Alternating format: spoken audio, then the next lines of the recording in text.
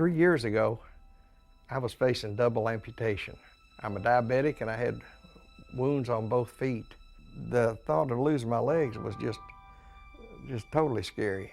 I didn't know where to turn, and I heard about NorthCrest and their wound center, and they put me in hyperbaric, which is a big cylinder they put your whole body in, and it's 100% oxygen. And I did it 2 hours a day for 30 days, and they just make you feel like they're treating a friend and not a number. You're not a number on the page.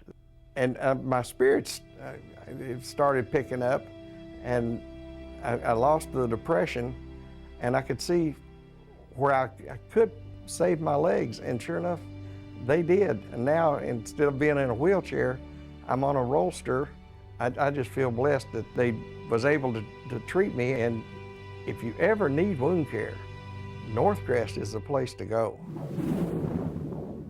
One day, when I had been working in the emergency room around 2 years, there was a young lady that came out just crying, sobbing. And of course, I didn't know what had happened, but I felt like I needed to walk up to her and hug her, which I did. And she sobbed all the more. And she said, "My husband just died and I have no one here." And I told her, I said, "Yes, you do. You have me and you have God, and we'll just stop and we'll pray together," which we did. Then she asked me if I would go with her into the room where her husband was, because she had no one and she was frightened to go in there by herself with him being dead. And I did. And I hugged her and I held her hand, and we sat there for around 30 minutes. And when we came out, she thanked me because she had no one here. And it didn't end there. I still hear from her. She lives in Oregon now, and she is one of my Facebook friends, and we correspond regularly, almost every day.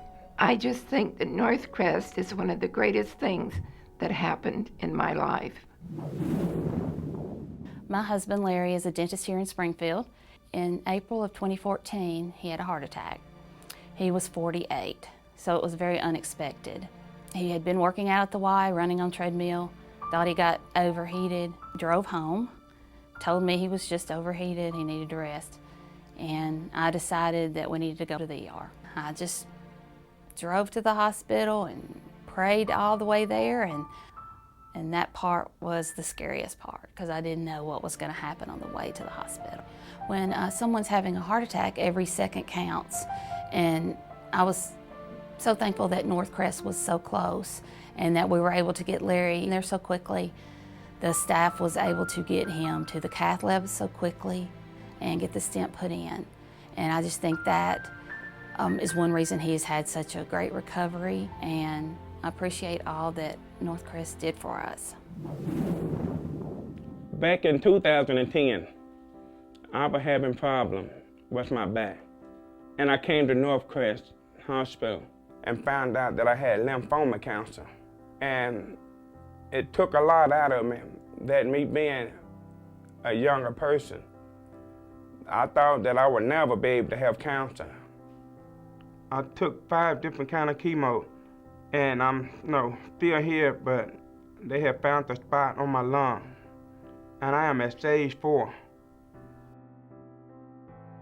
NorthCrest wasn't able to find a cure for me, but they recommended me to the Cancer Treatment Center of America. And I also received money from Martha Stone to help me get to Atlanta for treatment. It's been a blessing, to be at this hospital, because look at me, I'm here. I still have a smile on my face. They let you know NorthCrest has done something in my life. It brought joy to my life. It brought joy in my home. It's a lot that I can say about NorthCrest today.